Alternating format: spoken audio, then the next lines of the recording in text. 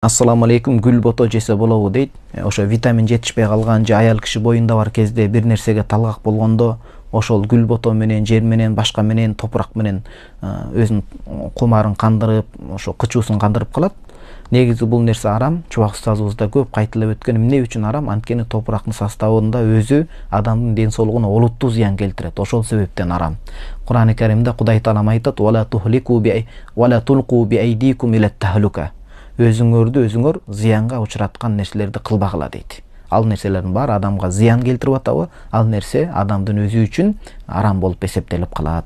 Ошол себептен медицинага ошол жааттагы адамдарга кайрылып, ошонун ордун адал витаминдер менен баса турган нерселерге кайрылыш керек. Мындай нерселерден оолак болуш керек. Гепатит Б'ны шарияттын негизинде кантип дарылансам болот? Медиктердин дарысы таасир этпеди, таптакыр дарыланып көрдүм, кеңешиңизди бериңизчи шейх дейт.